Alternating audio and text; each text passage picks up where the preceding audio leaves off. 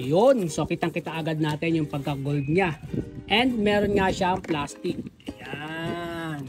Uy, ang ganda. Kamusta mga true friend? Motokan nga pala. At ngayon meron ako sa inyo ipapakita. Dahil nga naglabas na naman ng bagong mags ang Okimura. So ito, check natin. Pero bago yan, papakita ko sa inyo sa box nga nito. Dito sa may bandang gilid, makikita natin na meron nakalagay na model. Ito nga ay pang Honda Click.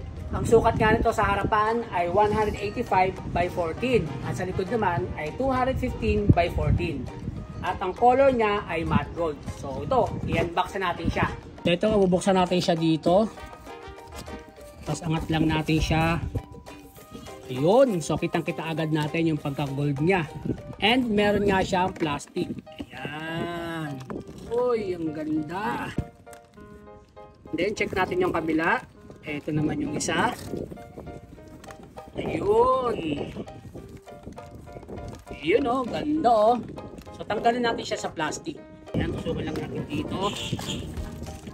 Ayun. Ang ganda oh. Meron pa siya ritong cover na plastic. Ayan oh. At ang ganda ng pagka-color niya. Ayan oh. Aluminum check. So dito nga sa harapan makikita natin dito na meron siyang tatak dito na Okimura. At syempre gawa nga to sa CNC kaya ganito yung kulay niya. DOT at ang gulong nga na ilalagay dito is tubeless. So ito yung design niya, makikita natin na gold siya and then meron siya rito parang silver. So sa kabilang side naman tanggalin natin yung plastic. Ayan, so meron siya ritong butas na apat.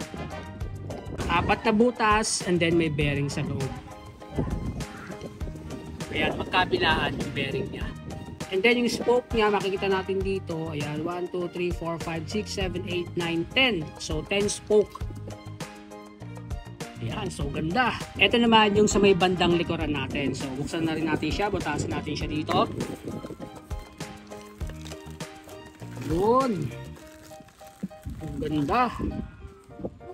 Ayan o. So dito naman makikita natin dito. Ayan guys, meron din siyang plastic dito. Cover. Ayan o, para walang damage, di ba? And then yung makikita nga natin dito, tubeless. Then yung sukat niya, DOT, CNC, at yung tatak ng Okimura. Makikita natin sa side na to guys na medyo pa-curve nga siyang ganun. So yun yung design niya, no? Medyo curve. Unlike dito sa bandang harapan, diretso lang siya. Itong sa harapan, diretso lang. Pero yung sa may bandang likod, medyo curve na siya pagdating dito sa side na to. Yung design niya. So ikot natin sa kabilang side. Ito naman yung kabilang side. Ayan. So ito nga ay drum brake. So yun, may nakalagay dun sa loob na 131mm.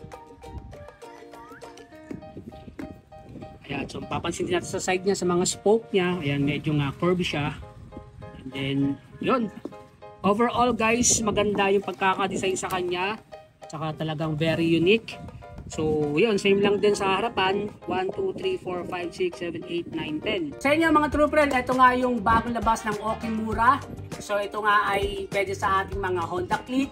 125, 150. Sa Honda Beat, sa Mio ay 125. At available color nga nito is red, black, white, silver, at saka syempre ito yung gold.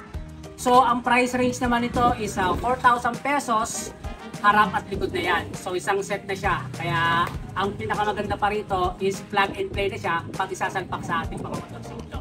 So yun lang muna mga true friend, abangan nyo dahil ikakabit natin to sa Honda Click 125 at check natin kung gaano kaganda ang kanyang performance bukod sa bagong style niya.